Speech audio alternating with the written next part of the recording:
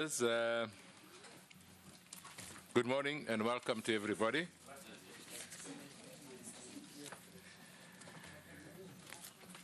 We are about to start what I sincerely hope is the penultimate meeting for phase 2.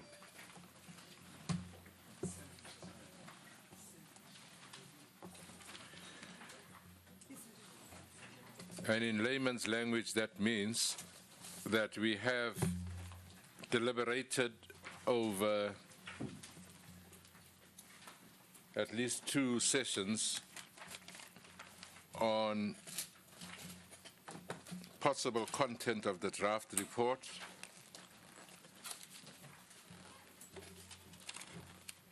and up front let us apologize because I think we always underestimate the amount of work. Cindy and I had undertaken to give you this thing yesterday, but the amount of work just was not possible. So apologies, members, that we only sent it to you in the early hours of this morning. And thus we took the decision to only start at 11 to afford members an opportunity to have an extra hour. Maybe we should start by saying, has everybody received the document that we're talking about? It's dated draft 25th Jan 2016 V2. Everybody's got the document?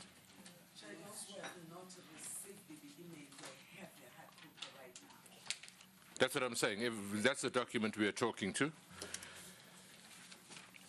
What we attempted to do, honorable members, was to, from the input specifically on Tuesday,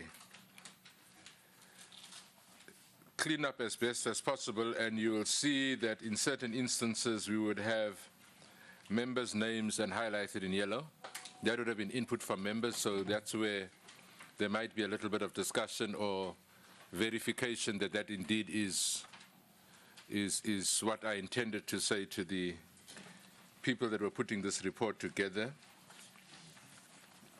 And there are probably 7 or 8 of them all over the show. So we'll go through that, and members, when we get to that point, can just expand on it. And at the end of the day, we're hoping to have something that we can go back once again and clean up for the very last time, and you would then have an opportunity to look at it and formally adopt it tomorrow. Now, what I'm proposing, honorable members, is that as opposed to clause by clause, can we go page by page, maybe? So that if there's something on page 1 that's glaring or that was wrong, you raise it, or if there's any deliberation on page 1, we deliberate on page 1, we tick it, we move to page 2, we move to page 3, up to page 52. Is that approach? We'll start with that approach. If it doesn't work, we can always change and adopt an approach that is acceptable to all of us. So you should have a document that's 52 pages. 51 pages and a quarter. And then, of course, tomorrow,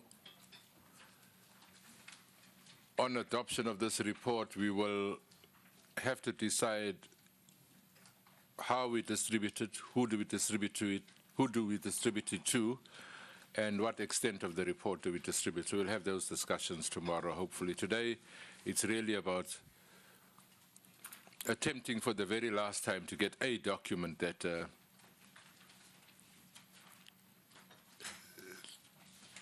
we can adopt tomorrow. Once again, for our friends in the media and everybody else, even what you get this afternoon or from the deliberations are but deliberations. We'll only be in a position to say this is our draft report which we're sending out for comment after everybody has said yay and amen sometime during the course of the day tomorrow, so that there's no confusion that these are still all part of deliberations. The report will go out, there will be comments, and the final report will then be presented on the 21st or 22nd by this committee and then sent to Parliament. It's only at that point that we really could say we have a report for Parliament. That is just for for information and education to everybody else. So that's what's going to happen. Having said that, honourable members, I want to put page 1 to honourable members. Is there any comment whatsoever on page number 1? Okay, before we go there, okay, let's talk about the process first and whatever else before we go there. So let's start with Waters. Before we go to page 1, if there's any introductory comments people want to make, Waters, and then Honourable Khoza. Chair, just with regards to the recommendations in particular, I was under the impression that where we had different views, both views would be stipulated in the report, yes, which is not the case. Okay. And that we would deliberate those views today and come up with a consensus of sorts. Or, you know, I just want to know why that wasn't the case, and then who decided what remained in the report, who decided what went out, and who decided which view took preference over anyone else's view. All right, we'll come back to that one. Chair, I suppose I have a different view. One, I wanted to congratulate you and the staff for having put together this document. It's an extremely difficult process to try and accommodate everyone's views and you know, try to put them in a report format. Remember, this was not a brainstorming session document. It's supposed to take a shape of a report. And if it has to take a shape of a report, there will be some things that will be getting into the report and some of those that will be getting out of the report. And I thought it's important for us to appreciate that work, notwithstanding that we obviously have to agree on its content and so forth. But the amount of work that went here, there is a significant improvement on the report. I mean, from the structure point of view, even the grammar, the spellings and whatnot, there's been a significant improvement. Thank you, Chair. Honourable Singh and then Honourable Kubisa. Thank you very much, Chairperson, colleagues. I was not here on Tuesday, but I know exactly what happened. I'd just like to know, as we're going through the document, would there be somebody telling us what has been added, what has been deleted? Because, you know, when we have bills, we have an opportunity of underlined is added and so is deleted. I think that will help the process as we go along. And I think that follows what Honourable Waters has asked about who decided to delete and who decided to add, if there's any additions. Thanks. Honourable Kubisa. Yeah, Chair, I also believe that the compilers do have a dossier where we'll see what is it that was taken out, what is it that was put in separately, so that we're able to use that as a frame of reference. That's a starting point. And also, Chairperson, I'm noting, even before we go into the document, that issues like the problem statement, methodology, are not explained, say, in few sentences at the beginning. But I think that will be covered as we go on with the document. Any other preliminary views? No? I'm looking at Cindy. Members will recall that we had what we'd call this document that you had on Friday, on Tuesday. And Cindy was typing real time in terms of what we were saying. So you'd have this document, the working document, the one that we had on Friday. You would have this document that you have now. And Cindy is indicating to me that maybe it was an oversight on her side, that she tried to think what we were saying. But I'm hoping that if you took this document, honourable members, the original one, and our comments that we've made, because there were not very many of them, but there were certainly comments I can recall around, for instance, the Ben Gubane matter. I'm not sure many more, but in the minister's matter also maybe. But I think to accommodate everybody, And that is why I was saying let's go word for word on this one. It was just a very difficult exercise because she was doing it real time. We really don't have draft 1, then draft 2, then draft 3, then draft 4 to give you what you are saying, sir. She was really trying to do it real time. And thus we asked, for instance, from Ma'am Van Dam to give us what she wanted to give us and everybody else. And we just incorporated whatever there was and tried to highlight by pen what it was that Ma'am Van Dam or anybody else had said. But let us take responsibility for the oversight. As we said, this document is totally open. That's why I thought if we went word for word, if there's something that you felt that you raised and is not reflected, you are at liberty to raise it again. We'll deliberate on it and we'll take a decision. So from our side, let us apologize for that, but there was nothing intended to make this a comprehensive document whatsoever, and thus we're saying word for word. I'm hoping that is acceptable to honourable members. Honourable Waters, Honourable Singh, Honourable Kubisa. We'll do our best, but you have got both documents in front of you anyway. Can we move, or somebody still wants to talk to this matter? No? Thank you. All right. So I'm hoping members have got the 20, whatever date it was, the one we had on Friday, if you want to cross-reference.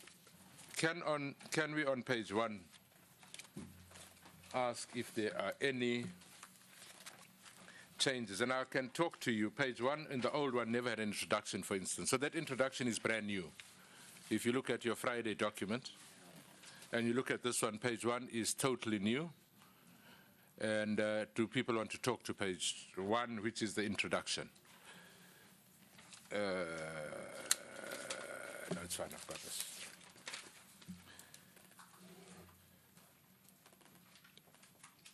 Loliwe, we'll start the side.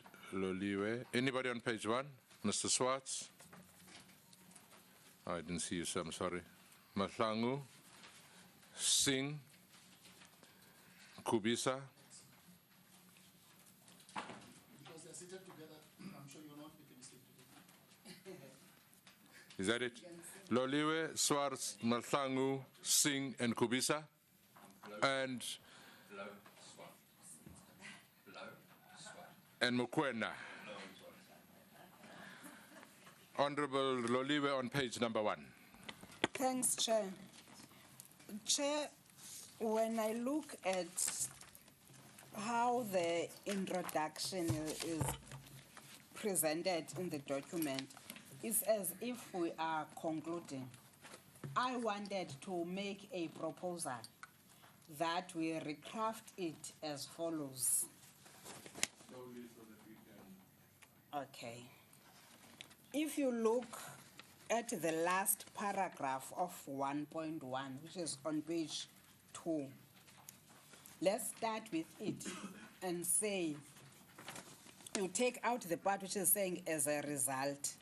You say the National Assembly established the ad hoc committee to inquire into the fitness of the SABC board to discharge its duties as prescribed in the Broadcasting Act of 1999. Then we further say this followed after the removal and resignation of board members and the board's inability to convene correct meetings. After widespread concerns that were expressed in the public domain about the ability of the SABC to exercise its mandate as the public broadcaster, there was prima facie evidence that then you go to say the SABC primary mandate and all what is captured there. But also there in the second line, instead of saying compromised by the lack of governance, why don't we say by the lapse of governance? That's my proposal, Chair.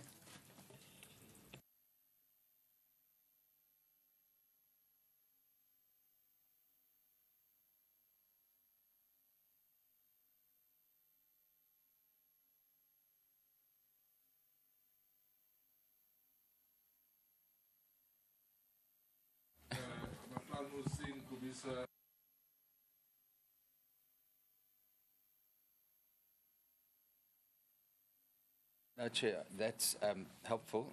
I think to shift things around that way, there was an issue about non-sustainable, and then if we're going to insert the words from the top of page 2, should we not also refer to other applicable legislation, where we say, as prescribed in the Broadcasting Act, that's the primary act, and any other applicable legislation? Because you've also got the Companies Act, Public Finance Management. Thank you.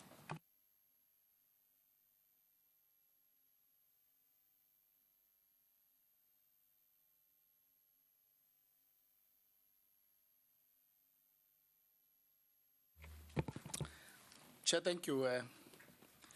The one old man advises that when the giraffe was created, it was out of a committee that was trying to do the work. And I guess we know that we are putting you in a situation that is a bit difficult.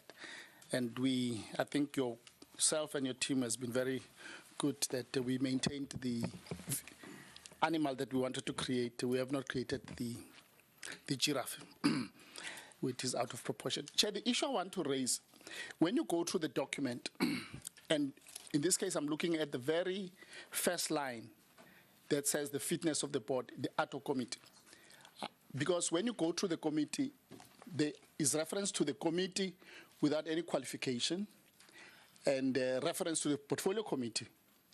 Now, in this case, I think just for proper crafting, if after we've said ad hoc committee, because we don't repeat the ad hoc committee toward the document, we just ad hoc committee, then in brackets, committee, so that whenever committee appears, we know that that refers to the ad hoc committee, and other committees are described in their very body. I mean, portfolio committee on communication, portfolio committee on trade and industry, and so on and so on. I think that would be my recommendation. Honourable Singh? No, Chair, I'm covered with the proposal by Honourable Loliwe. I think it makes a lot of sense that we start that way. But I still have a little bit of concern with the first 3 lines.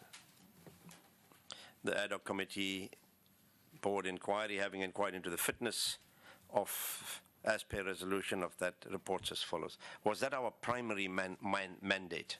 I'm just trying to look at the terms of reference. Yeah, I'm looking at page 2, whether that was our primary mandate, because we are making a specific statement here that we inquired into the fitness of the board as per the resolution, and we're stopping there. Inter alia, I think. Yeah. It's not only the fitness of the board, but inter alia, we were given a mandate to inquire into a lot of things, and we need to just, I feel, include it.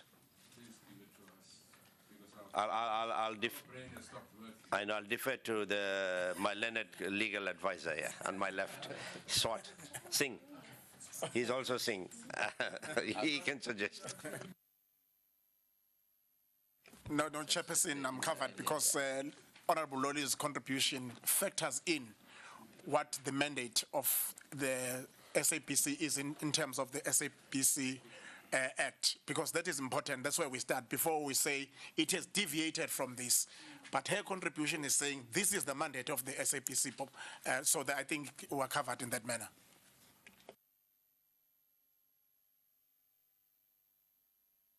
Covered by Honourable Loliwe and Honourable Singh for a change.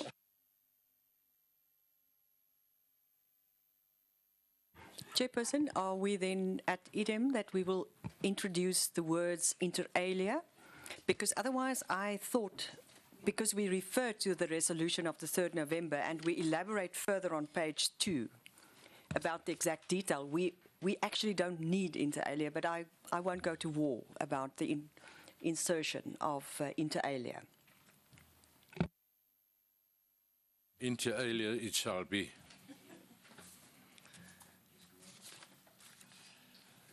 Part B.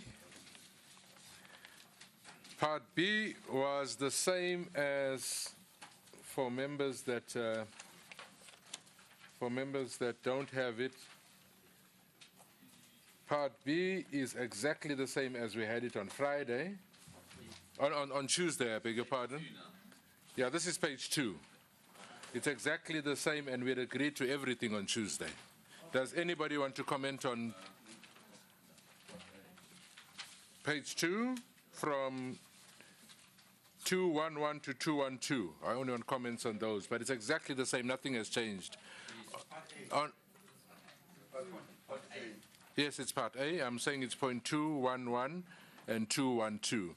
It's exactly the same as we had it on Tuesday.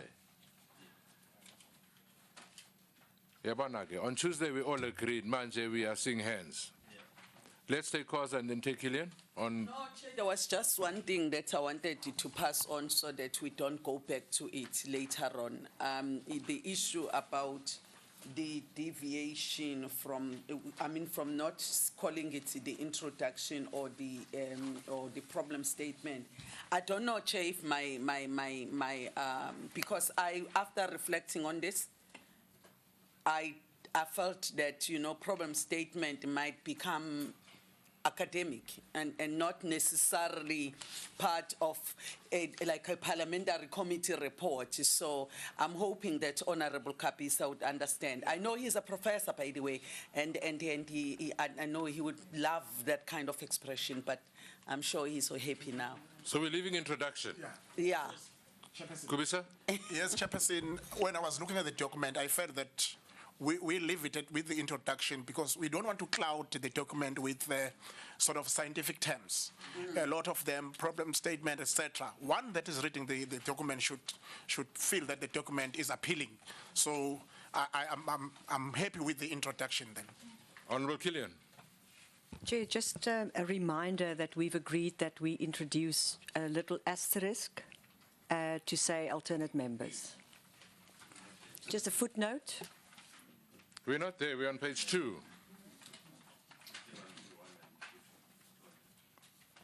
We are on page 2, 211 and 212. Mr. Singh. Chairperson agreed with that. I just want to know how we dealt with the Honourable Swart's point on page 1 of non-sustainable. On? SABC potentially financially. Is it non-sustainable or unsustainable? I think it's covered. Where about are we? Page 1. He mentioned it, but I don't think we agreed. You said potentially unsustainable. Unsustainable. We're Yeah. changing non to un. Right. Unsustainable, Right. yes. Thank you. Agreed. You got that? Anything else on page 2? Comrades, honourable members. No. Please raise your hand, don't shout. Yes, Chief. That the first bullet refers to what Honorable Swart and Honorable Singh are speaking to. The very first bullet on page 1. See, under the big, there's a bullet. That's it. Yeah.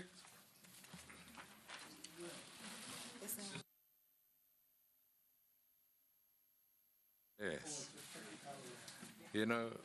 Yeah, it's fine. All right, we'll allow you until you're done with the English as well, because you won't accuse us. Yes, ma'am. Can I make a suggestion, please? Can we not dwell too much on grammar and spelling? I'm sure the report will be taken to further editing, where at the end we'll have a report in perfect English. Can we deal with the substance of the report? Otherwise, we're going to be here the whole day. We won't finish. So can we deal with matters that deal with the substance? If a word changes the substance of a sentence, then we deal with it. Otherwise, we're never going to finish. Agree with the approach? Yes. Thank you. 100%. All right. There's always an open invitation to anybody that is proficient in English to suggest to Cindy and I, because clearly we failed in our English classes in matric. Page 3 of the document, which is 213 to 233. 213 to 233. Membership, nothing has changed. Process, nothing has changed. Yes, we'll put asterisk, yes. 232. Members want to read that quickly because it looks like we've... 232. That's legal input. I think that was it. We just added it. Are we happy with 232? The whole of that page? Up to 2.3.5. All right, thank you very much. 2.4. Nothing has changed. 241, nothing has changed. 242. Where's 243? 243 is here, yes. 243. Where's 243? 243. 244. Yeah. Up to 2.5, 245. Nothing has changed. Are we happy with page 5? Yebo? Yes, ma'am. Killian? Chair, all three the state institutions that we are quoting are actually Chapter 9, page 4. I was wondering if we should not introduce 2.4.2 refers to briefings from state institutions. If anybody would have a problem if we introduce the reference to the following Chapter 9 state institutions, because all of them are, in fact, Chapter 9 institutions.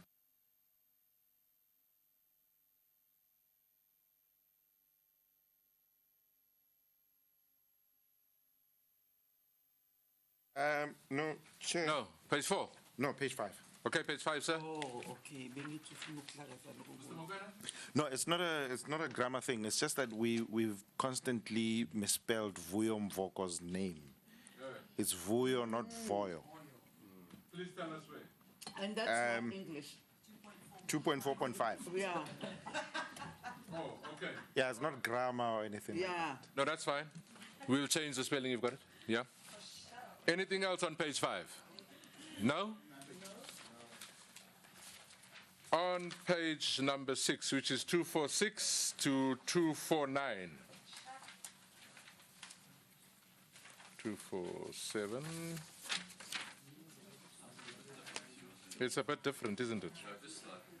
It's just fine. You see here, we had it this way. Here, you've got it down. No, this is our one. This is the old one.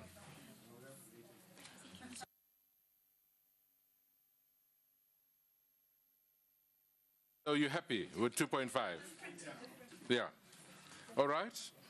That's page 6. Good.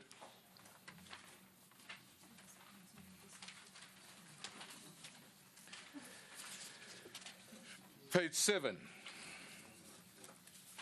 That's 2410 to 251. Any proposed amendments?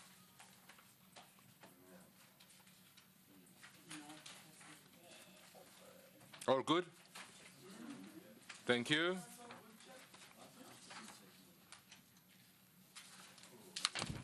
Page 8. Page 8. Allemaal gelukkig.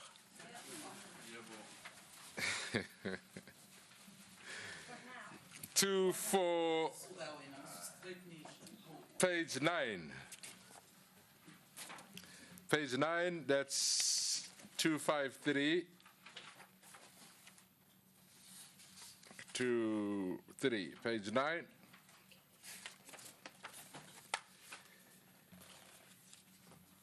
Oh, Killian? Thank you, Chairperson. I was wondering if I could just make the following correction, or no. Yeah, and you said I shouldn't wonder. I'm sorry, I remember now. I want to make a formal recommendation that we take paragraph 2.5.4, the last sentence, and we move it to become paragraph 2.5.4. And then the remainder of the current 2.5.4 to become 2.5.5. The motivation for that, Chairperson, is the following. In paragraph 2.5.3, we are referring to the documents that we requested from the SABC board, And then we are saying in that paragraph that they responded by saying certain documents could not be delivered because they were commercially sensitive. Now, the last sentence in 2.5.5, actually we have come to a conclusion that we do not regard those as commercially sensitive. And my recommendation would be that we actually just bring it up to link onto paragraph 2.5.4, and we make it a separate paragraph so that it does receive adequate attention as a conclusion by the committee. So it is as it is, just move the sentence. It should be noted that the committee does not consider any of the documents it has received as being commercially sensitive, as Professor Maguve has alleged. We just move that to become 2.5.4. Thanks. Thanks. It's really more about style than content because we're saying exactly the same thing. Do you want to talk to that one, Mr. Waters? No? So that's page 9 done, eh? No? Yes, sir? Just on the flow, Chair. Paragraph 3. We say both the Companies Act and Broadcasting Act. We should put the Broadcasting Act first in all instances because that's a primary act. Just as a flow. Okay. You got that? All right. Chair, add Supremus Maximus Legis.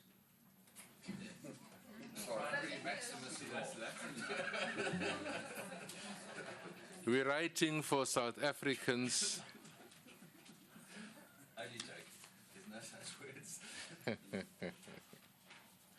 All right. No, it's fine. So page 9 we're happy with. Honourable members, we're not going to have another bite at this thing, so I'm hoping that you are serious when you say to me we're happy. Page 10, 3.1.1 to 3.3.1. Anybody wants to recommend any improvements? Page 10. Yes, ma'am. The same applies. I've also marked that we should first start with the Broadcasting Act and then, thank you. Done all over. Yeah, so that's fine. We will fix that up. Anything else on page 10?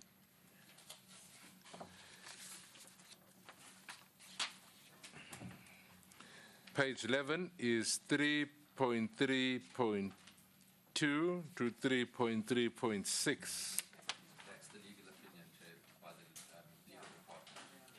So that one, none of us are lawyers, so we must accept it as is, eh?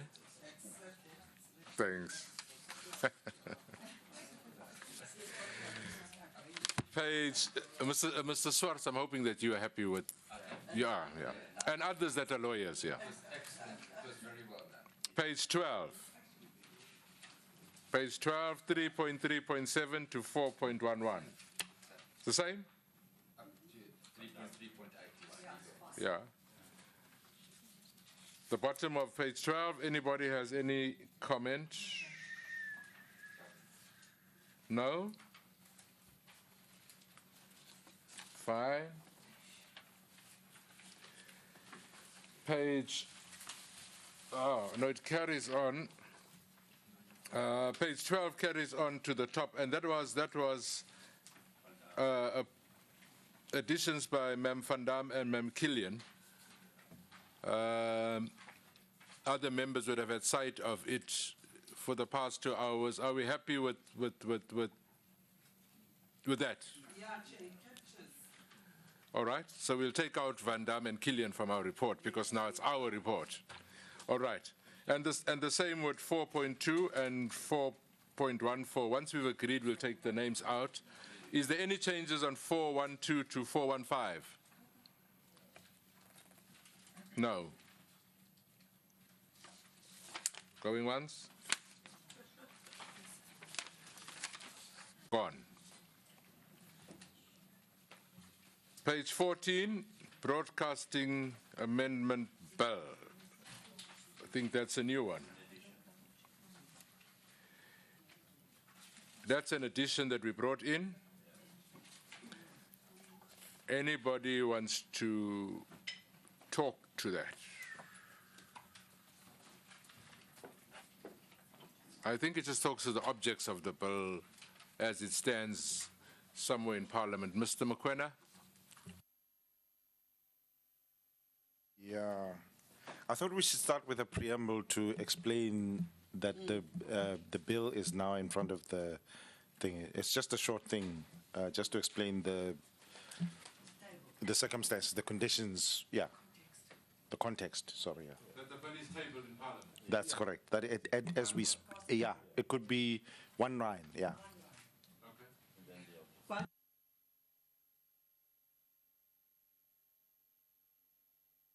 And that we ask our legal guys to ascertain exactly where the status of it is, so that that 1 line is consistent with that.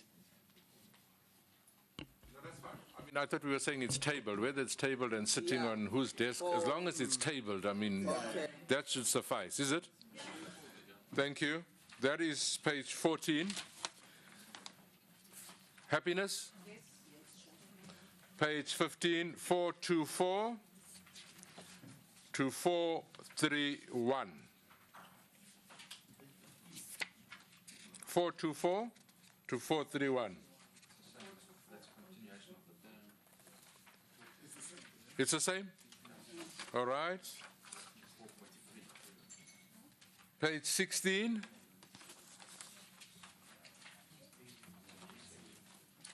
Page 16. Let's take Loliwe and then Killian.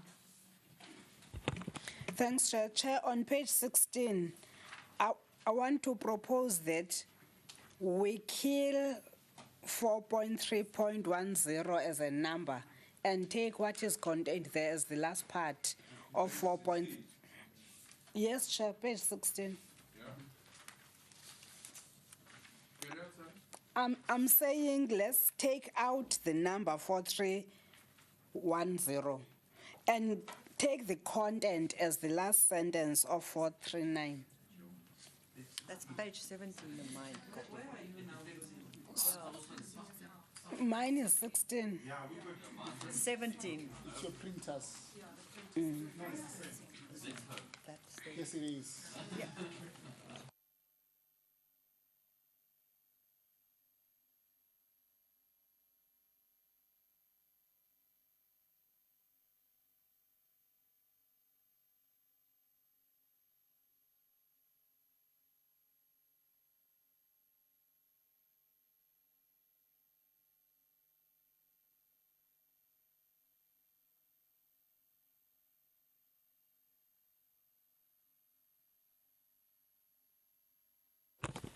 Chair, I was proposing that rather than having 4.3.10 as a standalone, let's take its content to 4.3.9, and we don't have a 4.3.10 as a standalone bullet.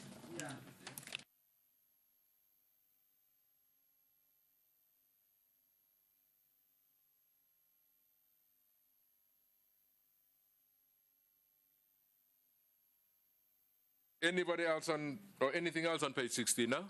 Mr. Singh, Mr. Swartz? Correct English, but may I correct Latin? I just think 4.3.5, we just need to check that Latin. I think it's legus and not legs. Thanks, Chair.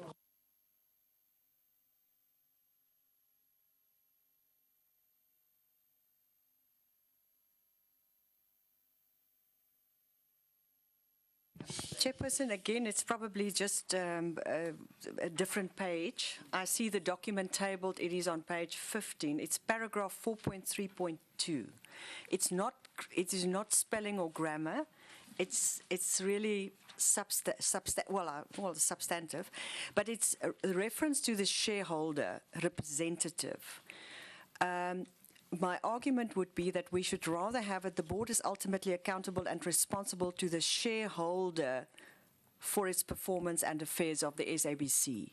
The minister is the shareholder representative. The shareholder is the public, and that is actually making reference to Parliament through us as the representatives of the public. So I would like to suggest that we actually, in that specific sentence, remove representative. which refers to the minister.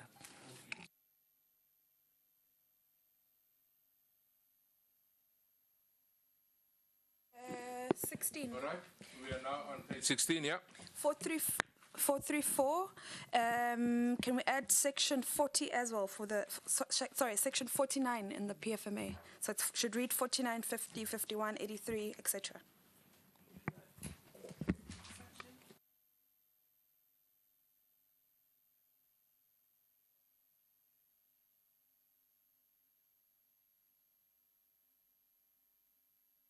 Adding it, those with the PFMA in front of them, please read it, and if you're not happy, then you don't agree. You can read it, Ma'am Van Dam, if you're introducing it so that people can agree or disagree. Section 49 relates to accounting authority. It just says every public entity must have an authority which must be accountable for the purposes of this act. It just explains that every public entity must have a board. Are you happy? So we'll just add 49.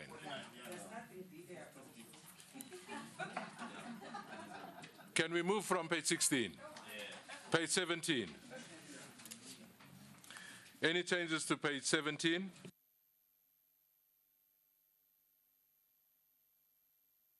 And let's take Killian and Loliwe on page 17. Anybody else on page 17? Killian? Chairperson, I would like to suggest that we don't speak of hiring and firing, but we rather use the paragraph 4.3.13. We make reference to appointment and removal because that has been the jargon that we use throughout the document. Appointment and removal instead of hiring and firing. That was Mr. Mokwena's contribution. You can live with that, Mr. Mokwena? Thank you very much. We'll use appointment and removal because that's consistent. That's the motivation.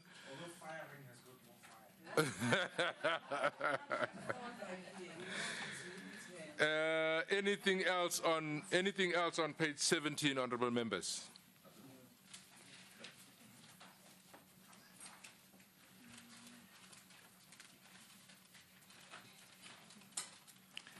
I'm moving to page 18.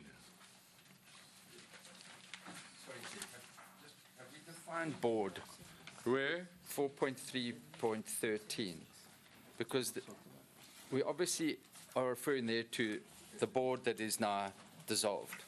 But the statement there, testimony by all former board members who gave evidence. Mr. Ngubani didn't give that evidence. So it's pertaining to only this board that we are dealing with. So how does one specify that?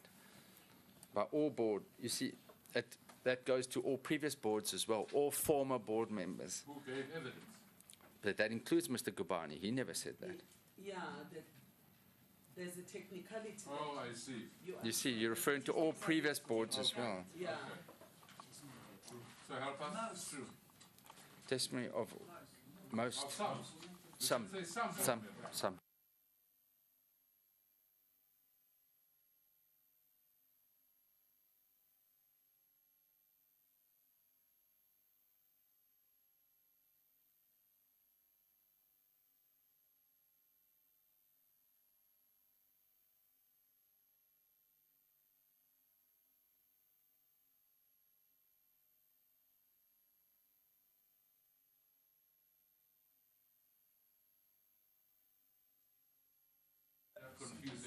Let me not confuse anybody. Page 17, anybody wants to make any changes? Oh, I'm speaking to the entire thing that you spoke about, Chair, because what I see here, we've omitted, I've got a note in my old document, read page 259 of management report, and I just want to know broadly if we brought in aspects of the management report and where.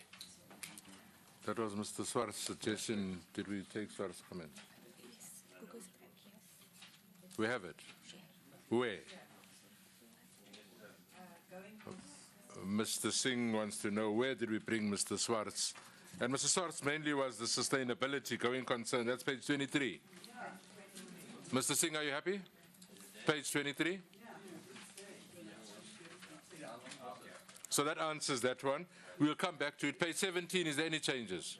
Page 17, let's take Waters, page 17, Kubisa, page 17, and Koza, page 17. So just on 4313, going back to that, where we've changed all to some, should it not be most? Because most did. agree. No, well, it does. It places a bigger emphasis where we say most. I mean, Because that's the reflection of truth. I mean, that's what actually transpired. Only yeah. Thank you. All right. That's what it is. Kiela Bochert.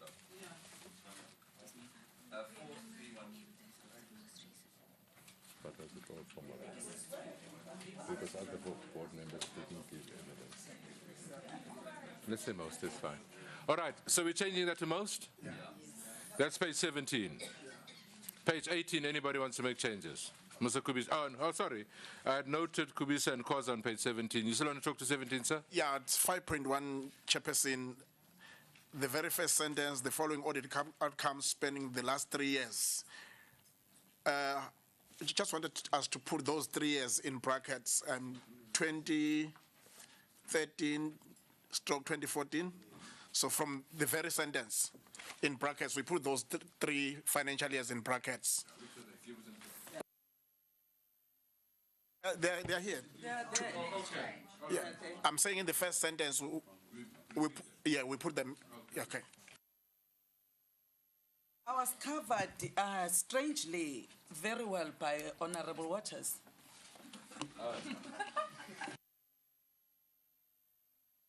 Page 18, any amendments to page 18?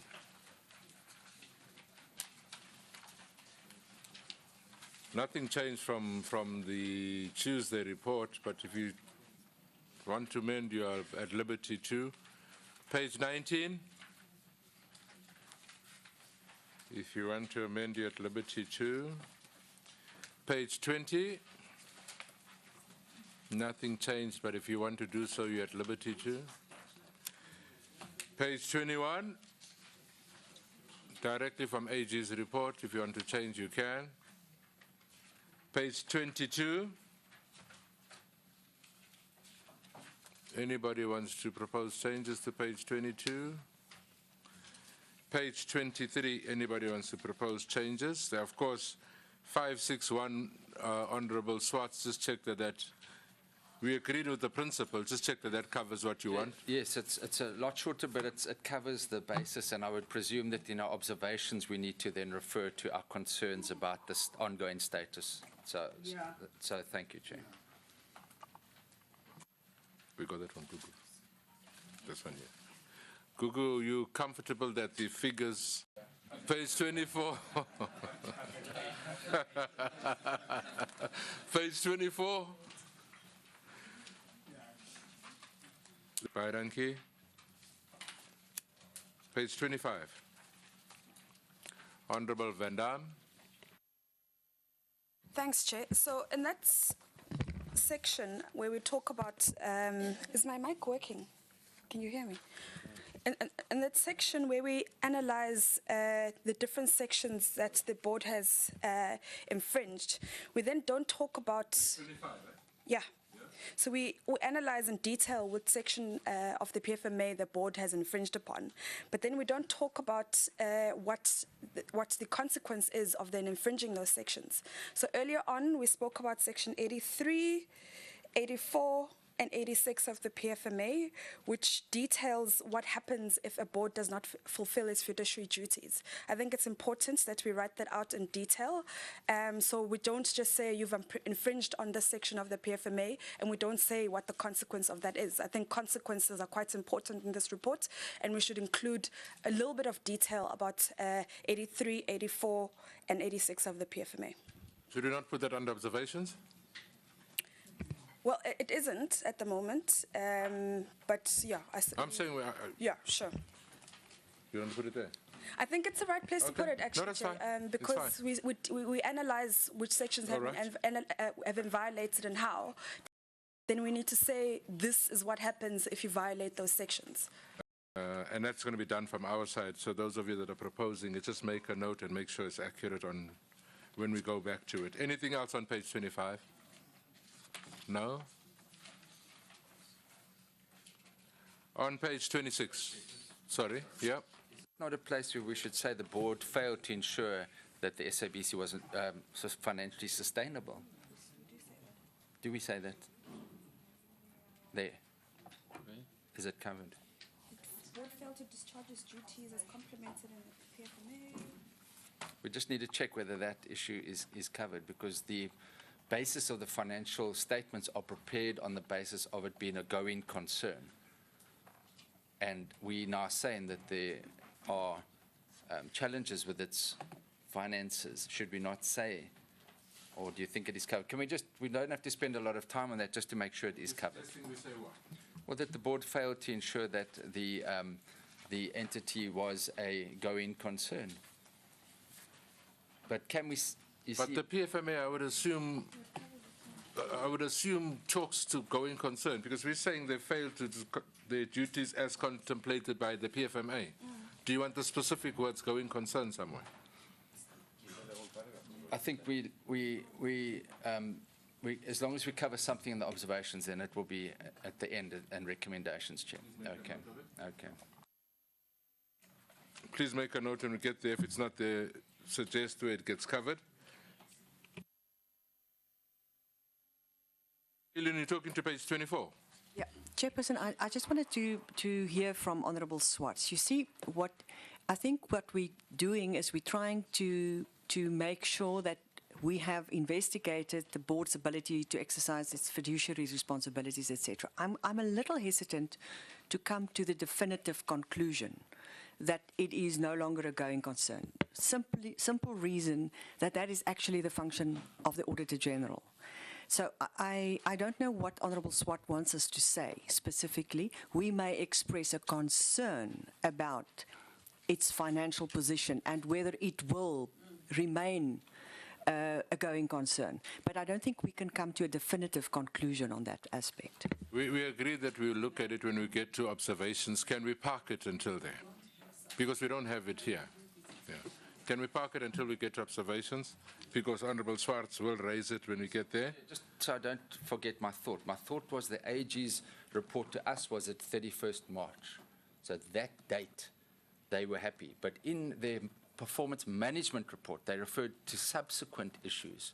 So that's why I agree with you. It's difficult to make a definitive thing, but it's something that we need to look into. And I agree with you. Let's look at it later then, Chair.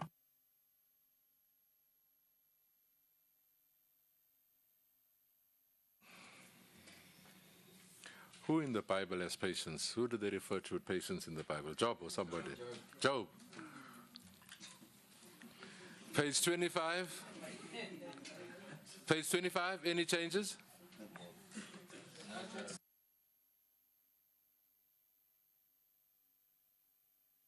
No changes on page 25.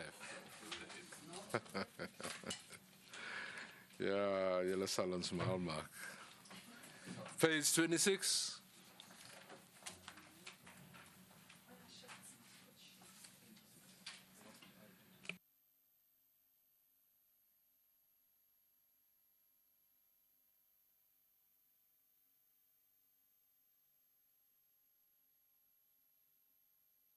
In the, well, it's not numbered, so it's at the top. Where are we? The first paragraph, the second last line where it says ethics, i.e., the board interfered. Where's that? Yeah. Are you with me? Yes. Should we include the board and the minister interfered in operational SCM matters and excluded the SCM unit? Supply chain management.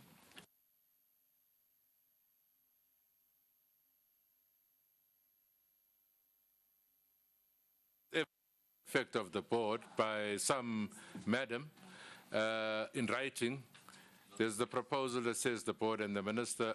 No, let me not speak. I'll speak last. But on that point of Mr. Waters, let's take childcare and then take just on that point. Chair, No. I just First childcare and then. Oh, okay. But Chair, there was no point that the minister was mentioned on supply chain, and I think we just have not to put that in because she was never in any evidence. The issues only come in the appointment of the COO, and that's where she participated, not on supply chain. There's no evidence that was laid before. Chair, I wanted to say exactly the same thing, to say we need to be very objective and we have to be factual. The truth is we never received any evidence by any of the witnesses to that effect, unless Honorable Waters maybe wants to refresh our memories. But as far as I can recall, there wasn't anything to that effect. So much. Page 27. Can we go to, sorry, page 26, Mr. Swartz?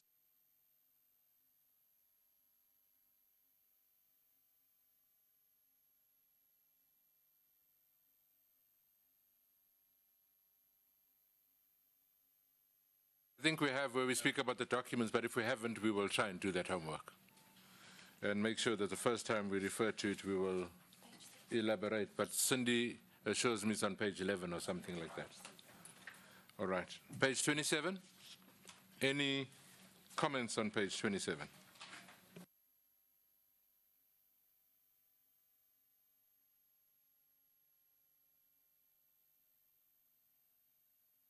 Van Dam? Chair, sorry, I just need help with a fact, which for the, it's point 63.4. Yes. I can't now remember whether or not we received evidence that the minister signed the delegation of authority framework. I can't off the top of my head remember whether or not we received evidence in that regard. That she approved the delegation of authority framework. I seem to recall something along those lines, but I can't be sure. Yes.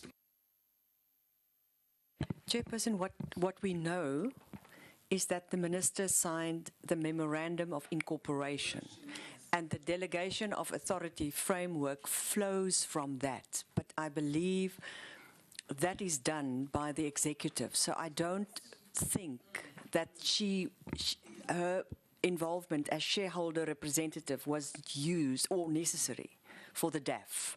So it is the MOI, which is the contentious one, and the DAF flows from the MOI.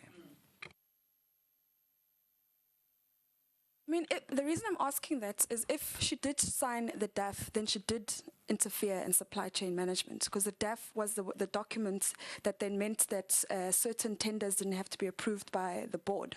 So I think it is quite important, and if the researchers don't mind just looking back to verify that fact, because I think it's actually quite important. Because if she did sign the DAF, then she interfered in supply chain management.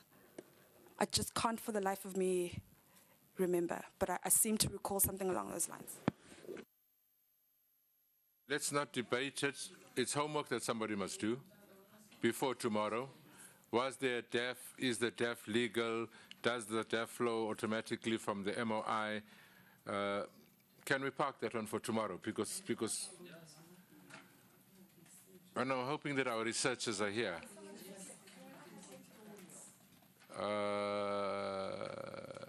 I'm looking at the corner there at our researchers. Can you guys come back with one paragraph, not to the committee, to me and Cindy, about the status of the DAF so that we can include it when we fix it up and we can either explain when we have it tomorrow. Is that okay?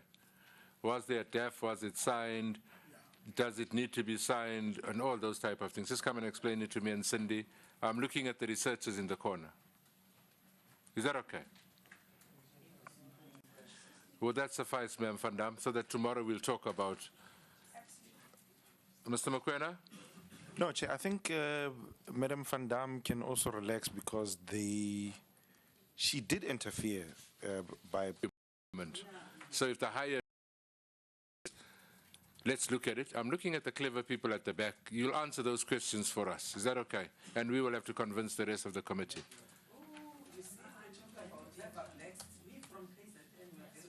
No, I said the clever people. I said the clever people at the back.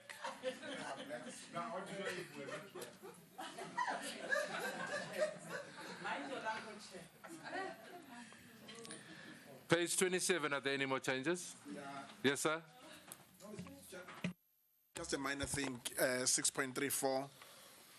I think it should be 250 million and 500 million. That's fine. Yeah. Agreed. On page 20. I think it was unexpectedly. And so that's, it changes the whole focus of that. Thank you, Chair. Changes the whole focus on what? Of that clause.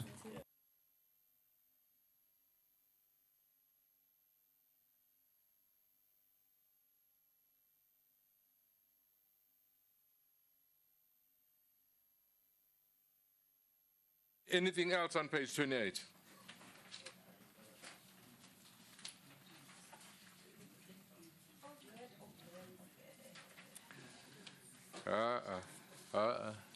You should have caucused and howled outside. Here we're very quiet. Loliwe. Page 29. Any changes on page 29?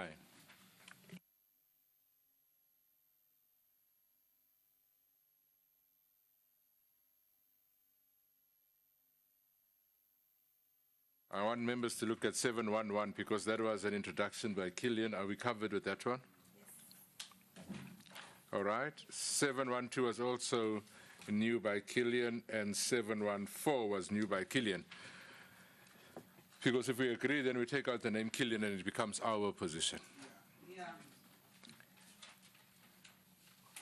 Page 29 we can pass. We'll remove the name Killian. Thank you so much. Ma'am Loliwe? Thanks, Chair.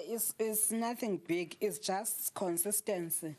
Because in the on page 31, it's correct on 7.2.3, we have indicated it's Dr. Ngubane, but somewhere in the document, we are saying Mr., so we have to be consistent. He's Dr. Ngubane. Another doctor, standing for a doctor, appreciated. On page 27, Cindy's already picked it up, but we will make sure that we're consistent. On page 31, is there anything else honorable members want to speak to? Nothing. Page 32. Early on? Yes. Okay. Anything else on page 32? 32.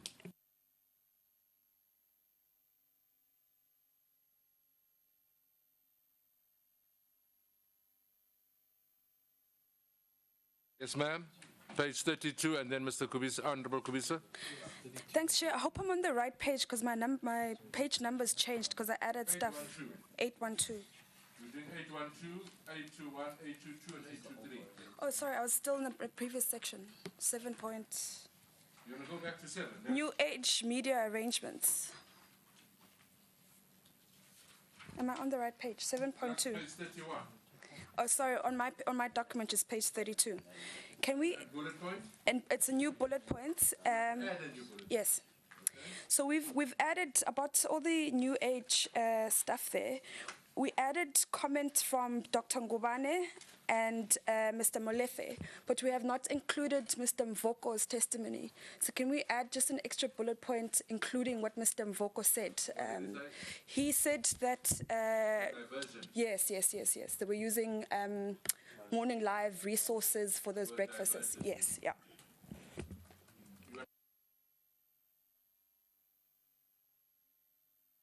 That? Yeah, Honorable Waters. So that would be point. No, we'll add.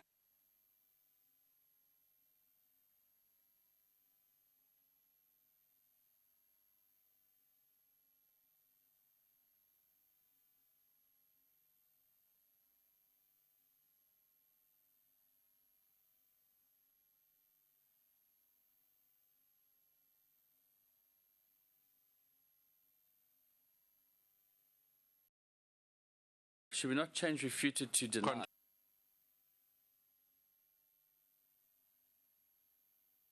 Would contradicted? Thank you. Yes, ma'am. Oh, are we still on page 31? Yeah. Okay, then let's take Khoza and we'll take Kubisa and we'll take Singh. Chair, I'm not sure if this reflects what Dr. Ngubane said. Where are we? Where are we? Chair, I'm just looking at Seven- that point where he contradicted. Yeah, which point is Molefe. that, ma'am? That's I'm asking 7 to what? Yes, it's linked to both 7.2.2 and 7.2.3. I'm not sure if we are adequately covering the aspect that Ngubane insisted that there was no cost to SABC in this TNA deal. You remember? He insisted on that. A number of times he was asked, and he insisted that there was no cost to the SABC. And yet, there was a cost from what we heard from other from other witnesses. I don't know how to.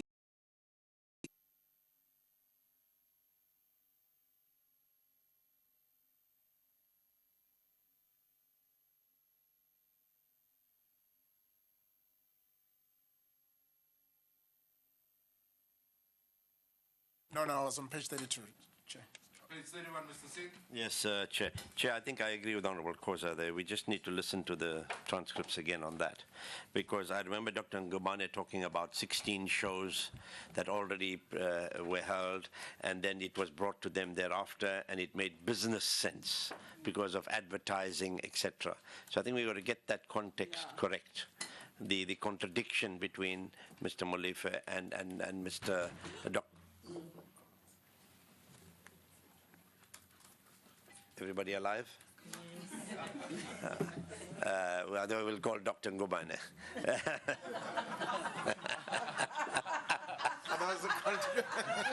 a nice one.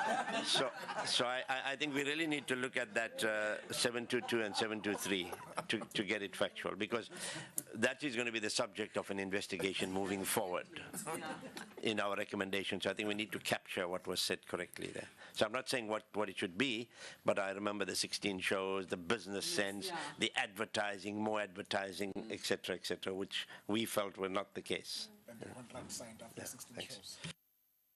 We will attempt to do it. Please mark in your journal is what you intend. Oh, Kubisa and then Mukwena.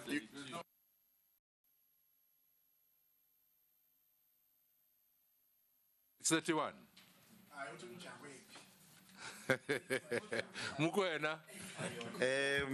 Chair, on 7.3.1, I think, yeah, on the vision view thing, because I think it's also going to be part of the investigation that the board might have to undertake. It must be clear that Mr. Shushu said that the procurement was never ever consulted on this issue.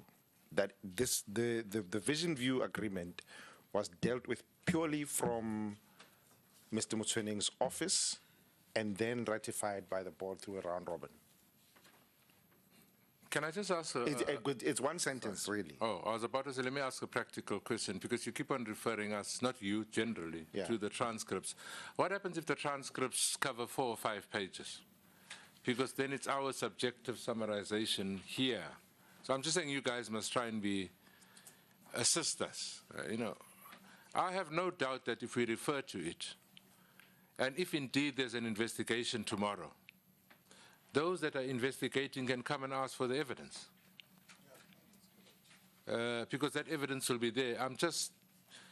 I just don't want a situation where, if, for instance, what you're saying is covered in 4 pages, it becomes subjective what me and Cindy puts in, and it'll be the question that Mr. Waters asked. Why did you leave this out and why did you leave that out? Is it not safer to say that the transcript verbatim would be made available to those that want to process the matter? I'm just asking the question. Otherwise, it's a cut and paste from the transcripts from outside. We're asking the question. If you want it that way, we'll attempt to do it that way. No, Chair, I think it was just a summary of what had happened, because I think it's an important thing to say that where this comes from, and it's literally just one line. It's not anything. Just to say that the procurement was circumvented, and it was dealt with through Mr. Motsoeneng's office. Okay, we shall do so. Page 31, Mr. Singh, and then Ma'am Killian. Chair, I'm at the bottom of page 31. I open on the right, 811. Yes, sir. SOS Coalition. I think we should put it there, SOS Support Public Broadcasting Coalition. That's who they are. SOS Support Public Broadcasting Coalition. That's who they are. Ma'am Killian? Thank you, Chairperson. Chairperson, I'm ready for the addition that Dr. Khoza asked for with regards to Dr. Nkobane on paragraph 7.2.3. Did you want me to read it? Good. Chairperson, we retain, we delete the word refuted and we replace it with contradicted. And at the end of that paragraph, we insert the following. Dr. Nkobane insisted that the TNA arrangement made good business sense and that there was no cost to the SABC. Full stop.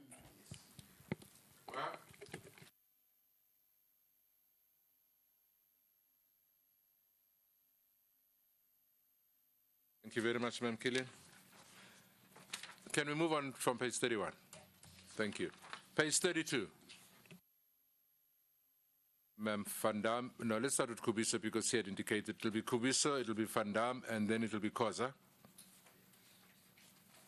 No, it's a minor correction, Chair. It's 8211. It's not all former board members that testify that the process to appoint Msoneng was not good, but some former board members. Where are we? 821. Yes. Help us again. I'm saying it's 821. It should start with some former board members.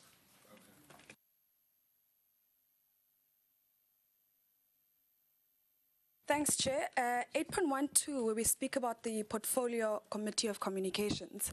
I think to be factual, that must read the majority members of the Portfolio Committee on Communications, because members of the opposition regularly objected to things that happened but were ignored. So it's not accurate to say the entire Portfolio Committee. It was the majority members of that committee, and I think the public record and minutes will show objections from members of the opposition about the Memorandum of Incorporation, about a lot of things that happened.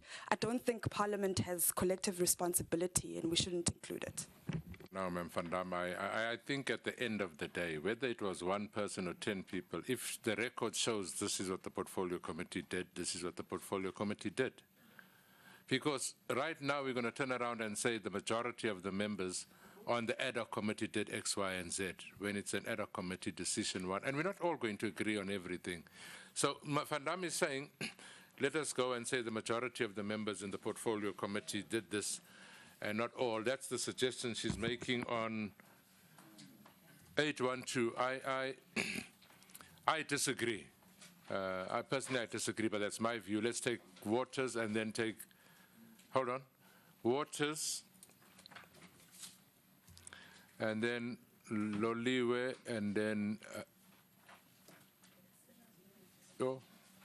Waters, Loliwe, Chauke, Mukwena, and Mahlangu on that point. Just on that point, how do we get past that hurdle? Well, if we can't, we'll put both of them in. Remember, tomorrow we will eventually come to a conclusion. We're hoping to do that today. But tomorrow we'll have a deadlock breaking mechanism where we have problems. Let's hear your point, sir. Chair, well, if you read the paragraph, it gives the impression that the entire Portfolio Committee went along with what the Minister presented to the committee, and no one objected. That's what it reflects here, which is not true. The fact of the matter is, certain members of the committee, which we can check with the minutes. I wasn't there, so we can get the minutes, but certain members of the committee did object. I know that, even though I wasn't there, because some of them in my party, but I'm sure other people objected. And it's got to reflect that while the majority of members went along with the Minister's proposal for the MOI, there were members that did oppose it and objected. And that needs to be reflected. We here, we're individual MPs, and we need to reflect that when we state that in 8.12. Because anyone reading this would have the impression that the entire committee was derelict in its duty, which is not true. We weren't there, honourable members. I agree. We were not there. Yeah. I mean, I'm trying to help us out of this thing. You know, the only, hold on. The only definitive way that we can do this thing is as we do it in Parliament, where you've got to vote and show. I don't know why we're becoming, because unless, Mr. Waters, you could come with something that says these voted for and these voted against. That's the purpose, I think, we vote in the House. Now, I'm not trying to influence anybody. I'm just saying that somebody must come to us and say to us, these are the people in the meeting, there were 20 of them, these are the 18 that voted for, and these are the 18 that voted against. I don't know that we want to become that finicky. We can. No, I'll come back to you. Yes? Yes, no, that's what I'm saying, I'll come back. I'm just trying to guide us so that when we get there, we don't fight about it. Ultimately, we'll put two positions and we'll take it. We're not going to spend the whole day on this matter. But let's take Waters, then it was going to be Loliwe. You're all going to get one bite. Can't reach consensus. We'll put the four views and we'll take a decision tomorrow. So we'll allow all of you to motivate and we'll put all those views. Tomorrow we'll take a decision. Honourable Waters, and then Loliwe, then Chauke, then Mukwena, and then Matlangu, in that order. Thanks, Chair. You said Waters. Chair. Thank you. Thanks. And Chair, there's no point saying who voted for what, because often in committees, as you would know, we don't vote, unless it's a bill, on every single thing that's presented. If there's a presentation, you don't vote. But you do note objections, and the minutes reflect the people that objected to whatever was presented to them, if needs be. I mean, it doesn't always happen, obviously. There's a lot of presentations where everyone agrees with them or just asks questions. So the fact is, I honestly think we don't have to name names saying this one voted against or this one supported or didn't support, whatever the case may be. We're just going to say that the majority of members did support it. That's it. People can go look at the minutes. That's just a fact. She said the majority party. No, no. So if you say the majority of members, doesn't matter which party they came from, quite frankly, supported it, and that's fine. That's reflecting what happened in the committee.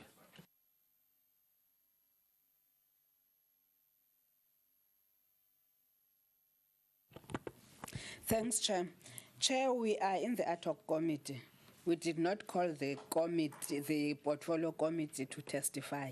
This is what we were told, and we are capturing the thing based on the evidence brought in front of us.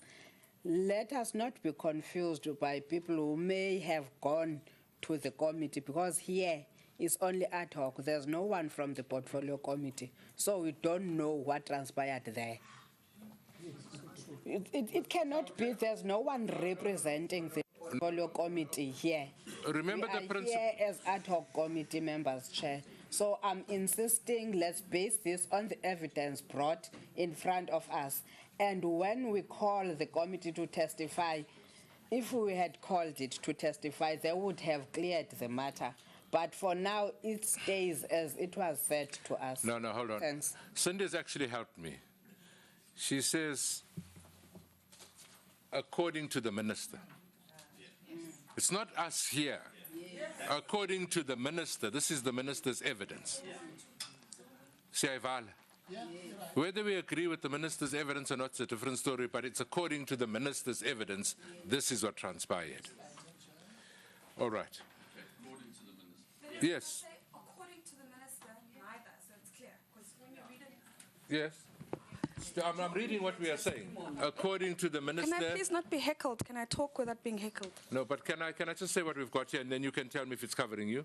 According to the minister, neither the board nor the portfolio committee had raised any reservations about the impact of the amendments or the manner in which they were being processed. All right. Anybody else wants to talk to that matter? No. Thank you. That was on page what? That was 32, eh? Anything else on page 32? No? 32. Oh, sorry. Something. You know, it actually starts from 8.1.1.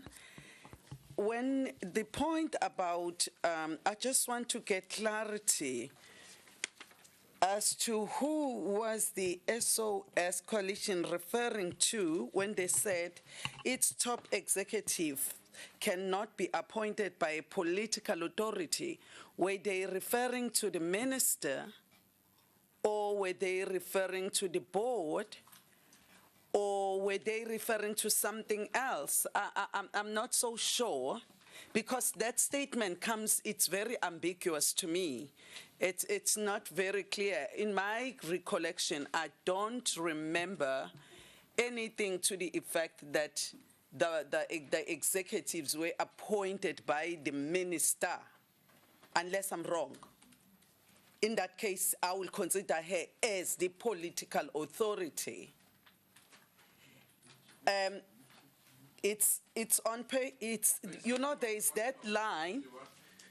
There is that line because there's something that I am not so sure. That statement, to me, On page 31. on that, it starts from page 31 and it goes to the specific one that I'm asking on is on page 32. It's line number 3. Yes. 1-1. Yeah. You see, it says its top executives cannot be appointed by a political authority. It's their firm view. And I'm saying their firm view, I'm not so sure what were they referring to, what were they suggesting. And I just wanted it to be clarified on that, because the fact that it has made it to the report, it must be significant, and because it may mean, I do not, and let me explain why this is an issue with me.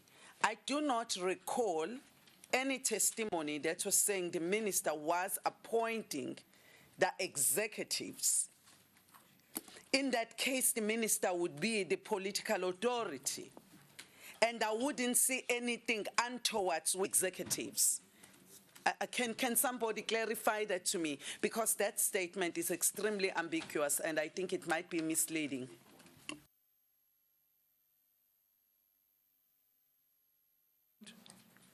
And then Killian? No, Chair, I'm referring to the same paragraph, but on a different issue. Okay, let's take the first one. Killian, you want to try and address that one? Yes, Chairperson.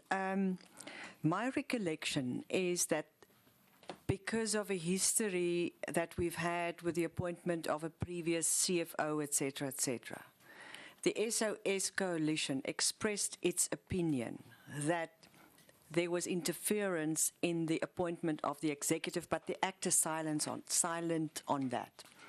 It is stated in terms of Section 14 that there must be an executive committee consisting of a CFO, etc. My suggestion would be that we just refer to it as follows. It is of the firm view, however, that in light of the SABC's mandate as an independent public broadcaster, the executive... Sorry, Chairperson, I was on page 32. Honourable Khoza referred to paragraph 8.1.1. The sentence starts with the SOS Coalition. Now, the appointing authority should be, it is of the firm view, it's in the middle of the paragraph, Chair, however, that in light of the SABC's mandate as an independent public broadcaster, the executive committee of the SABC should be appointed, should not be appointed by any political authority, or interference by, should not be appointed through any process where the political authority is interfering. If we do that, then we capture the point. Then it captures the point that it should be a management that is efficient, etc., and there should be no political interference. And that is essentially what the point was. And I think we should really just refer to the executive committee as per the Act. That would be the suggestion that I make. We will attempt to go and look at the transcripts itself, but the trust, are we happy with the trust of what she's saying? But we'll look at the transcripts. Yeah, Chair. Point. I think, Chair, the transcript might even explain further because at the moment, as Honorable Krian is putting, says the Executive Committee of the SABC, but the transcript can give us more light on this one.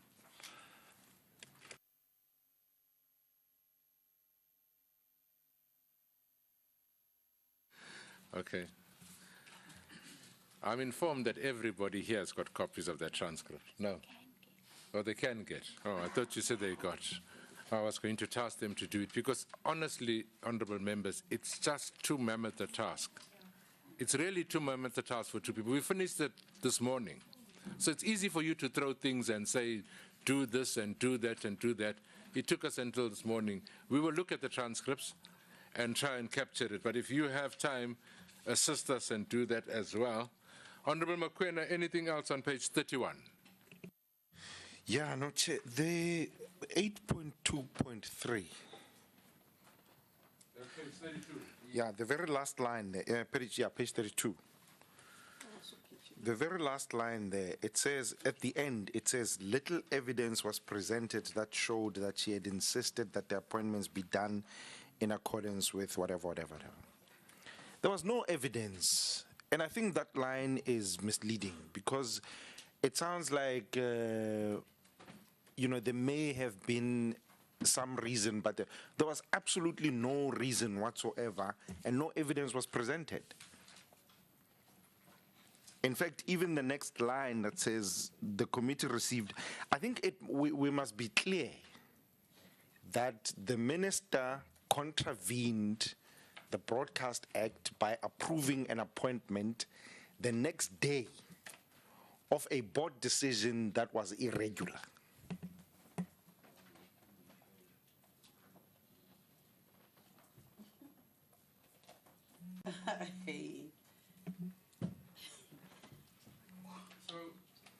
I'm trying to say, Mr. Mokoena, if we put the full stop by filled and deleted the rest of that sentence, would it help you? If what? If we put a full stop after the word filled, Yeah. to be filled, and left the rest of that sentence, where it starts, not the rest of those words, little evidence up to the procedure. We're just saying that she insisted it must be filled. This thing of little evidence or no evidence or whatever. We delete. Yeah, it must say though, it must be clear. We must then say, in fact, evidence was presented that the next day she confirmed the appointment of this irregular appointment of Mr. Hlaudi. We must be very clear. Okay, and yeah, we're just trying to get to that, and I'm assuming that that evidence is given by one of the board members.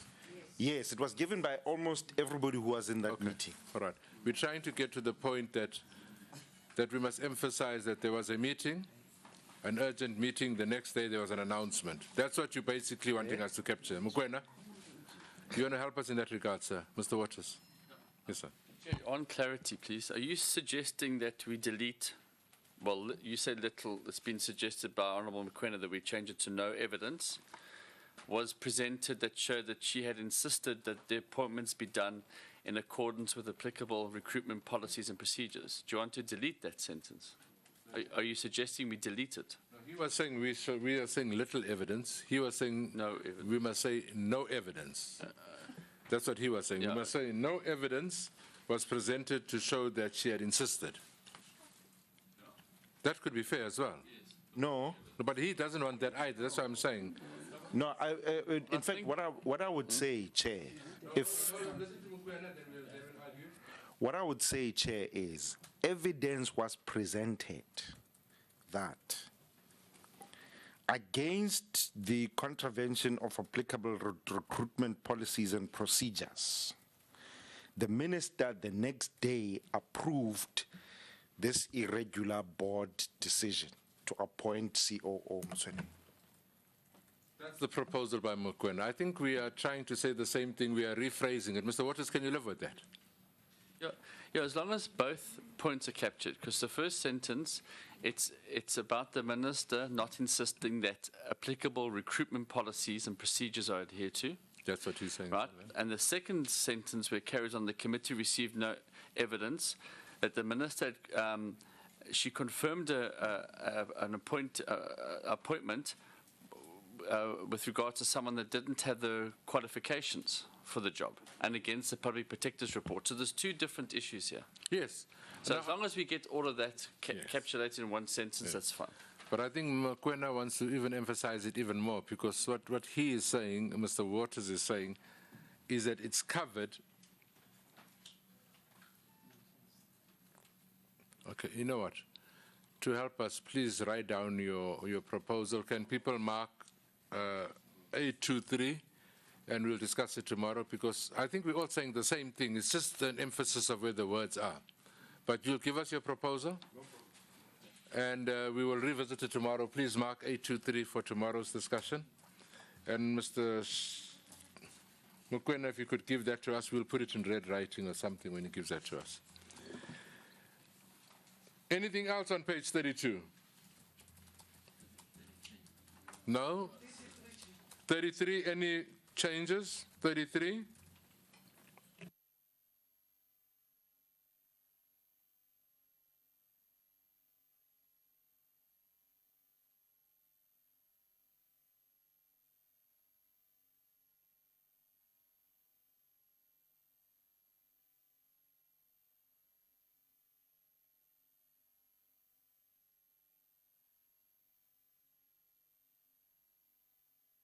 All right. Oh, I beg your pardon. I hadn't noticed you. Let's take Singh and then Van Dam. I was going to suggest something. I apologize. Singh and then Van Dam. I'm sorry. Thank you, Chairperson. 824, second line, a typo which affects context. Uncertainty, not uncertainly. It might just be a typo, but it affects context. Right? And then for further discussion, which I suppose we're going to discuss now, he was not an Auditor General of South Africa. Because of his expertise in the financial field and his experience as an Auditor General in the Office of the Auditor General, his experience in the Office of the Auditor General. I know we might delete that because it's just a note. It's a note, but just to correct the, Thanks, Chair. 8.24, where we talk about the board and the appointment of Mr. Motsoneng. It says in the report here, the board nevertheless considered more than one candidate and came to the conclusion that Mr. Motsoneng would be most suitable. There was not more than one candidate. There was just Mr. Motsoneng. So the position wasn't advertised. There was one candidate. There wasn't more than one candidate. What would create the impression that there was more than one candidate is that Mr. Mbebe was discussed, but he wasn't discussed as a candidate. It just said that his court application is what had prevented the position being filled, but now that that matter had been dealt with, they could now appoint Mr. Motsoneng permanently. So as a matter of fact, I don't know, but here we are talking about what Ms. Chabalala said during his testimony. All right. And that was my understanding, Chair. Now, Cindy confirms the understanding. We'll go back to the transcript because we were trying to capture what Ms. Shabalala was saying. Now, we might know differently ourselves, but Cindy confirms that Ms. Shabalala said there was more than one member. okay, then it must just be made explicit.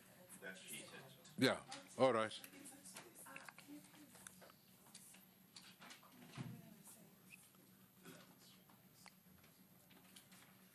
According to Ms. Shabalala, we'll put according to Ms. Shabalala. All right, anything else on page 33? I don't know why we put that further discussion. Anybody wants to assist us for the further discussion? I think we can delete it. Can we delete it? Anything else on page 33?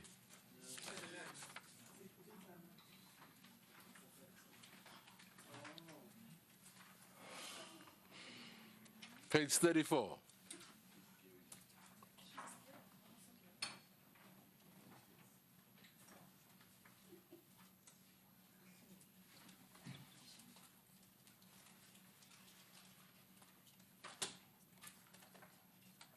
Page 34. Happy? Thank you. And then page 35. Which one? 842.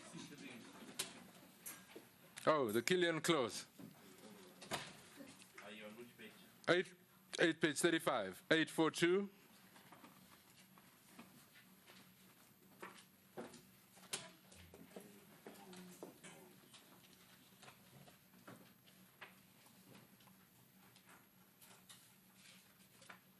Is that an accurate reflection, that 842? Are we happy with it? We are. We'll take out the name J or the words J. Killian. Anything else on 835? Yes, Honorable Singh. I noticed elsewhere, but I didn't want you to say it's grammar. The last one, this policy undermines core principles, LES. And everywhere else, I think we've got ALS. So we just change it. Okay. Model C versus the rest of us, it's fine. You Page 35, can we move over? 36?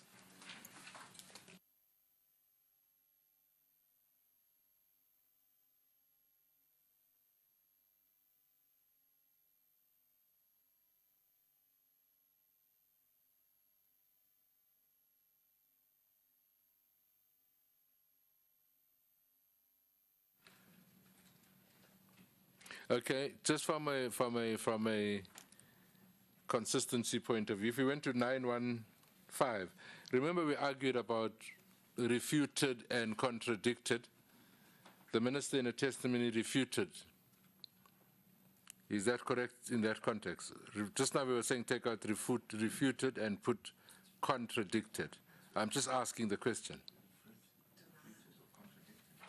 Yeah, we had this debate, and I'm just asking because it was exactly in the same context earlier on. Is it the same thing? So why did you guys make a big noise about it earlier on? Nobody sitting at the back is going to participate. We'll put you out. Okay, I'm asking the question, is it all right as it is? And then you'll come as Van Dam afterwards? Chairperson, I think it is right because it depends on the context as well.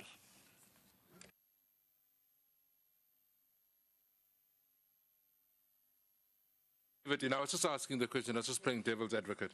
All right, page 36, anything else? Yes, Ms. Van Dam? Thanks, Chair. 9.41, I'd just like to add a sentence just so that it's clear that around this time was the time that there was an editorial decision to ban the airing of violent protests, because I think that was what is going on. Those two members there, we are adding a new, Madam Killian. We're adding a new sentence. You're not going to come back and ask us. We're adding something new. I'm hoping that you guys listen to it, otherwise you'll live with it. Please carry on, ma'am. And please say it slowly so that we can capture it. Third line from the bottom, where we talk about, 914, where we talk about journalists self-censoring, we're being forced to self-censor. Can we add one sentence making it clear that it was around this time that the editorial decision from the SABC came, which meant that the airing of footage of violent protest was then banned? Can we just add that sentence so it's clear? This period, journalists were suspended and somebody dismissed that one, eh? Yeah, just one sentence making it clear that it was.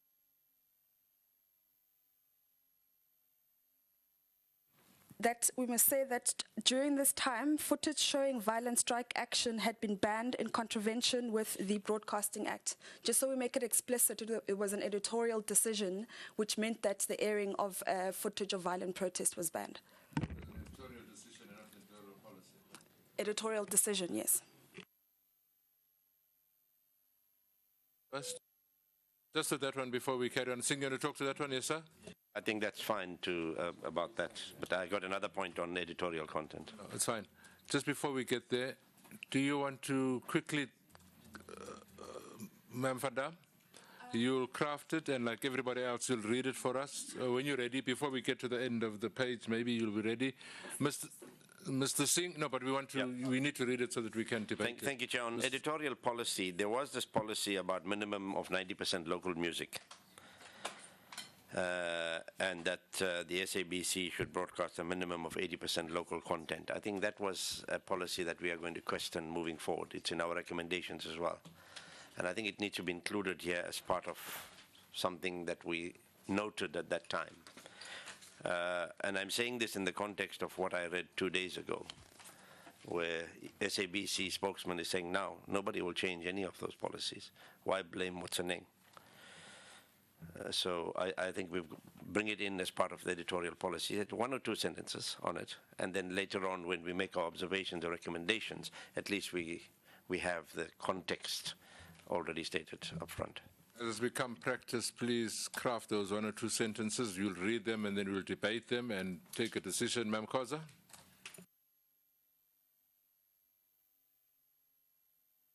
You know, on 91.4, whose narrative is that? Is that part of the testimony, or it's somebody's interpretation of what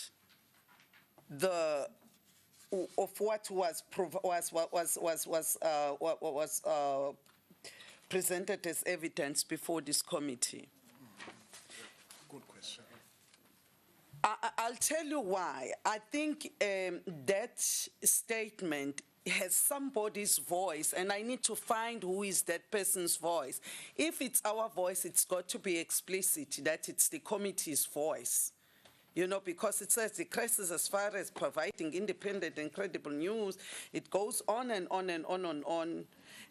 And it seems to be narrating something from somewhere, and I'm not sure. Can we, for start, let's just move it to observations? Because I don't think it was anybody's direct quote. When we get to observations, we'll revisit it. Is that okay? Just for now. Hey? It was evidence as well. Should we not say, now, evidence was heard that there is a crisis? Who gave us that evidence? Was it? Who gave us? SABC 8. Then let's put it like that. Okay. Suggest on that one. All right? I suggest that we say, according to evidence led by the SABC 8, the crisis as far as providing blah, blah, blah. Sorry, Chair, the rest of the sentence. But again, it's just the introductory phrase to refer to specific evidence that was led and presented to the committee. Are we happy with that so far? Yes. Ms. Van Dam, you're working on your one. Mr. Singh, you're working on your one. And Mr. Mokoena, when you're ready, you just give us a shout. You take us back to that paragraph and we go there. Are you ready, sir? No, I just wanted to say that also in 9.1.4, we must make a point that the SABC 8 made mention of specific political parties that were targeted by the board or certain individuals within the board, not to be covered in the elections. We must make the point that the EFF was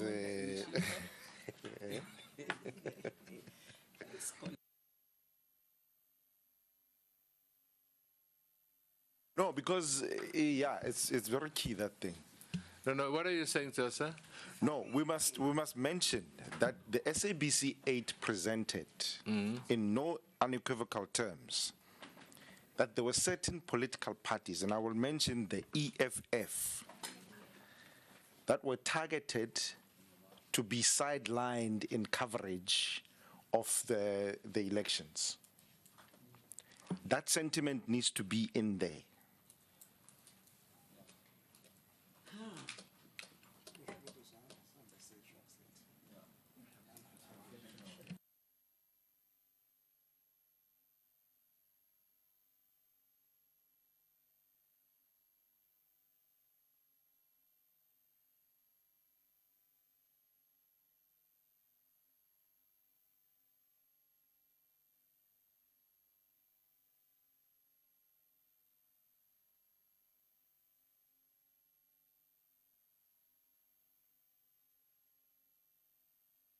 Okay,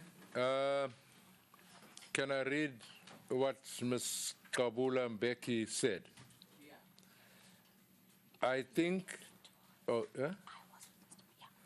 I think I was with Mr. Matthews on ENCA or ETV when he made the admission that he had been party to a decision to starve the EFF of coverage. That's directly from the testimony of Ms. Kabula. Let's hold that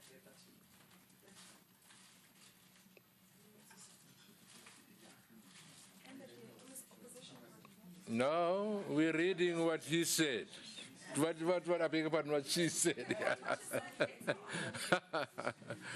No, it's fine. No, we just wanted to make sure that you were not smuggling something in, sir. So, are we going to be able to incorporate it? I don't know. I mean, Mr. Honorable Mokwena is suggesting that we must somewhere put in that political parties were staffed. That's what he's saying in essence. And mentioning... No, here they said staffed. Yeah, no, we hear what you're saying, yes, staffed. Yes. Yes, that's what I'm saying.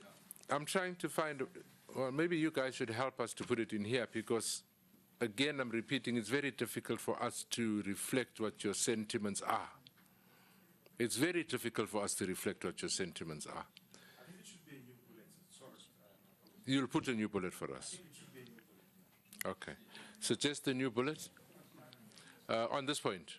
Yeah, but I have a question, Chairperson. Welcome, Is it the trend we're going to adopt to mention the political parties, or we're going to say certain political parties? Some. Political.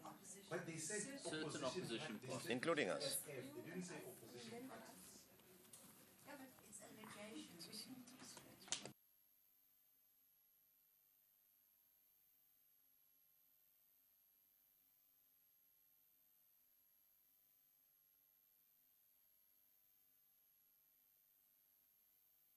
No. Cindy's saying we can go to the testimony and see, because she's just taken that one line that we read. It might be out of context, but she just searched EFF and took that line. She didn't look at the whole thing. Whether they said opposition or whether they said more than one, we don't know. But we've just looked at EFF. Can we look at the transcripts? Mr. Mokwena. Yeah, please look at the chart at the transcript, because in the other chap, not Vuyomvok, what's his name? We don't know. He said that as he was coming out here in Parliament, as he was coming out there, they told him that he must not cover Mr. Malema. Mr. Malema is not opposition, he's not DA, he's EFF. No, we look at it. I think what he said, and I'm speaking for myself, he was saying, I think his sentiment was positive news, no negative news. I think that's what you're talking about Kalata. No, they removed an interview where the CIC was going to speak, or he was going to be interviewed.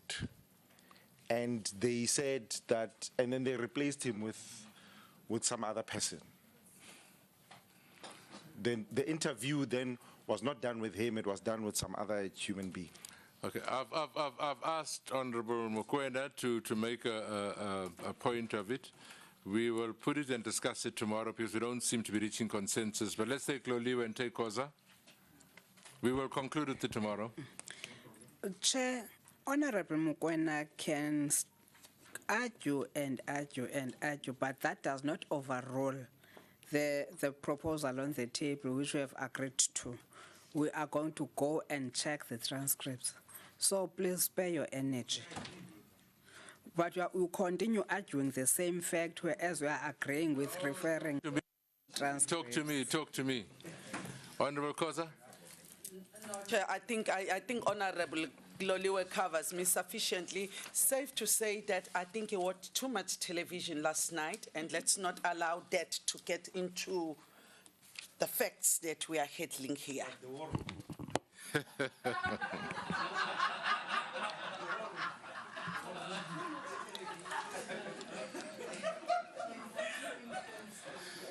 Is there anything on page 37 that, Honourable Waters? 36, yeah? Chair, I do think in 915 we should change refute. The minister in a testimony refuted. It's a very to denied. I don't, you know, it's she did deny what happened, but for me refuting, and I may have the wrong understanding of the word, is when you know, it's a lot stronger, and it's when you present evidence to refute something. And she just gave her word, so she denied it, and I think we need to change it. Are you all happy? If you're ready, yeah? Anybody else who's ready with a contribution before we move to the next page can present. Miss, please tell us which paragraph you were talking to. 9.14. Yeah, starting at it was particularly. It was particularly. Third line. Yeah. It was particularly pronounced through the month of July 2016, which preceded South Africa's local government election, when an editorial decision by the SABC was announced banning the airing of footage of violent protests. Have we got that? I'm looking at the rest of the members. Have you got that? It's fine. We will put it in. We'll put it in. You'll have a look at it again tomorrow, and if you wake up tomorrow, you can remove it. But it's fine. You want to repeat that for us again, ma'am? It's very simple. Yes. Oh no, it's fine. In the absence of anybody protesting, let's move on. Honourable Singh, is there anything on 37? I see you want to say yes, sir. Chair, no, 36, the point I raised earlier. I think it's partly covered under 921. When the policy was reviewed in 2015, the same level of intensive public consultation did not occur. Despite what the Broadcasting Act requires, the matter is currently under investigation by ICASA. I think that includes the question of the policy on 9010. I don't know if we want to emphasize that in one line. If we want to, we can, but we'll refer it later on. I think it's covered there, yes. Yeah. Was there anything you were going to contribute, Mr. Mokwena? No? No. You sure? We were not waiting for Mokwena. It's fine. 37, page 37. Kubisa? I think 37 again, Chair 923, we can substitute the word refuted with the word denied. Where are we? Oh, the minister denied. Page 37. Right on top. Yeah, right on top. Not.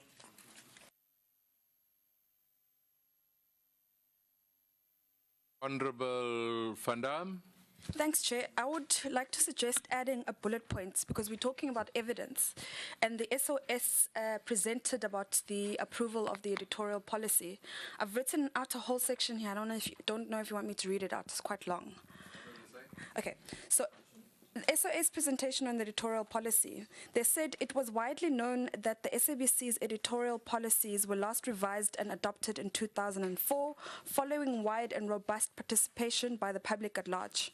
Revisions to and the adoption of these policies were required to have been made by 2009.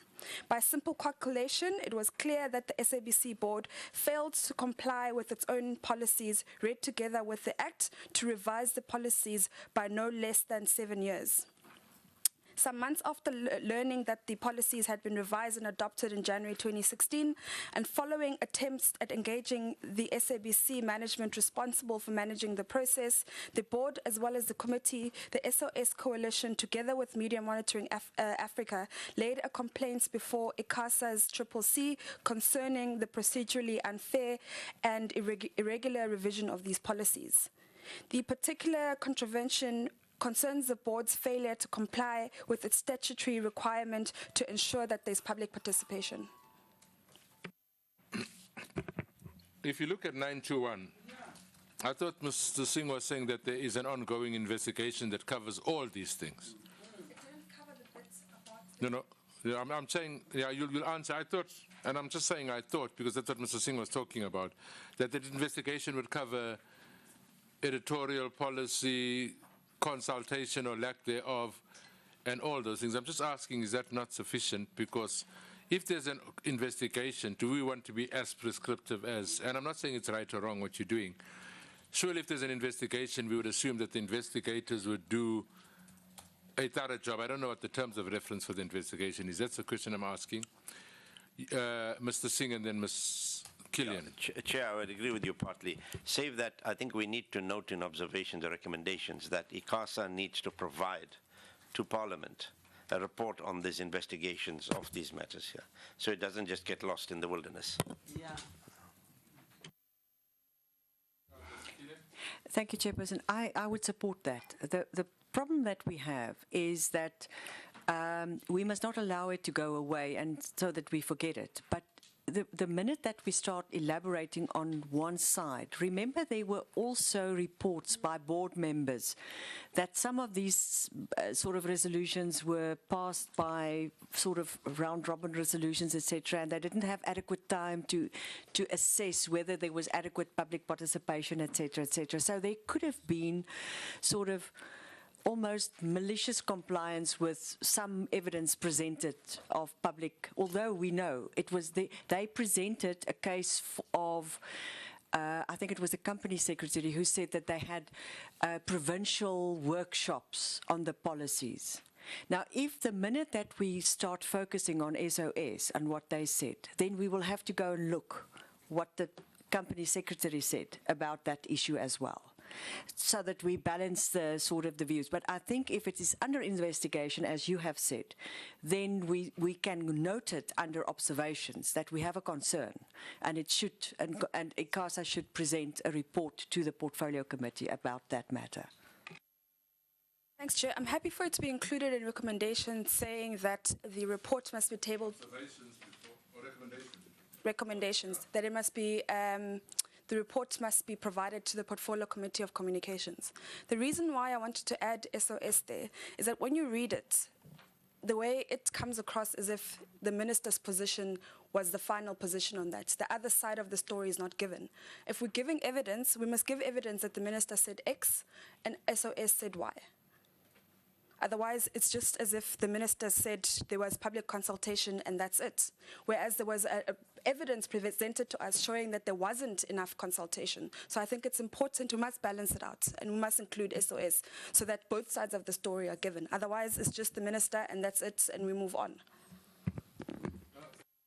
It's right. That's why, you know, first of all, we're agreeing that there's going to be an investigation and it's going to be followed. Here we're saying the minister refuted all claims, which is done. Denied all claims, I'm saying whatever it is. You're saying we must put a sentence that says the SOS said something different. Because that's it's a situation of contradictory evidence. No, I agree. Yeah. I agree. So the suggestion Ms. Van Dam is saying, because we can put it in that same line, that, what would you call it, notwithstanding the above, we received evidence from SOS that said something different. Yeah, we can say that, one line. Would that be fine? Yeah. You've got that? You've got it? All right. Okay. 37, anything else?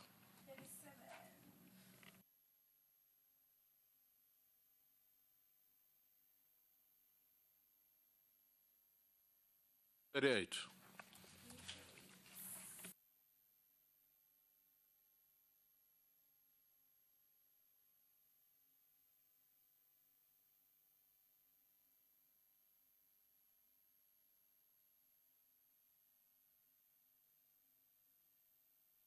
Top of 38. 1, 2, 3, 4, 5 lines of 38. Any changes?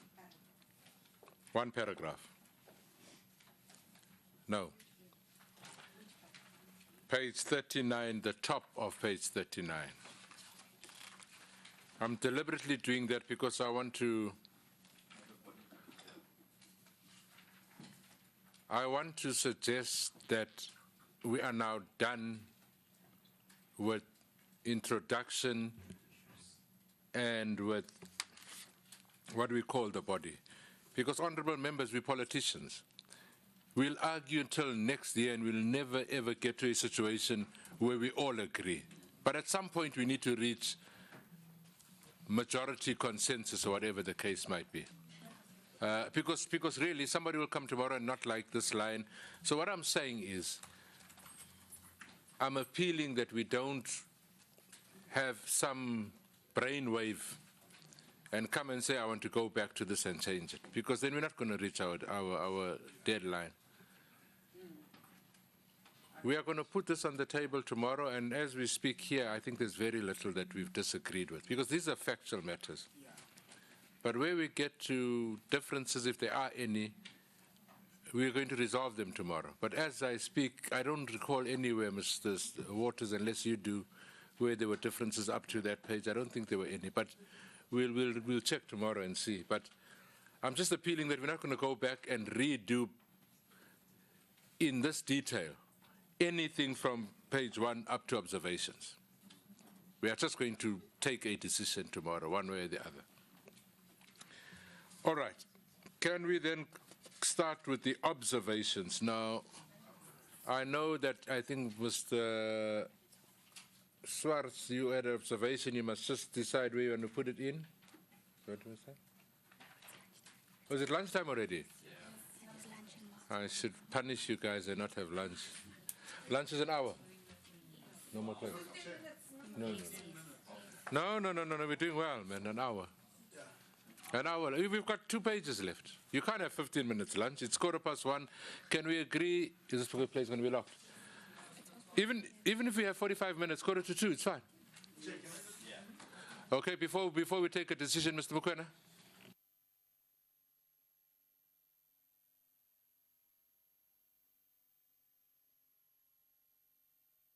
Give it to us.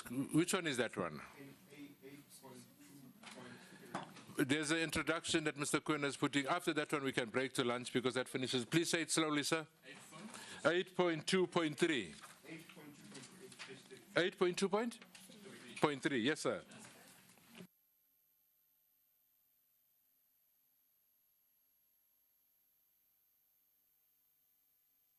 Point, or we can just add it as part of that.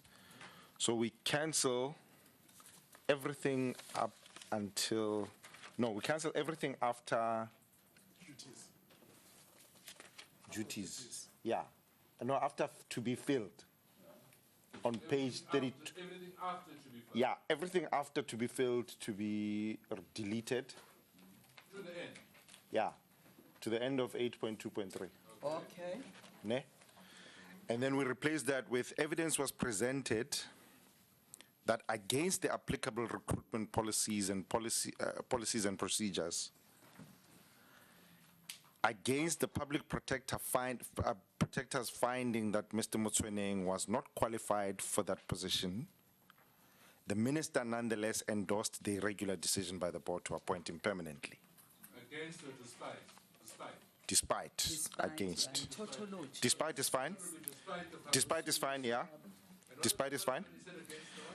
So, evidence was presented that despite, against the applicable recruitment policies and procedures, and despite the public protector's finding that Mr. Motsweneng was not qualified for the position, the minister nonetheless endorsed the irregular decision by the board to appoint him permanently. Okay, we'll put that and then people can think about the wording. Maybe against maybe a better word later. Yeah. And then we can also add it as part of the thing, because I think Madam Killen was correct to say no evidence was presented as to the urgency of the appointment that justified the flouting of the Broadcasting Act and other regulatory framework. Because we is it not? No problem. No, I agree with you.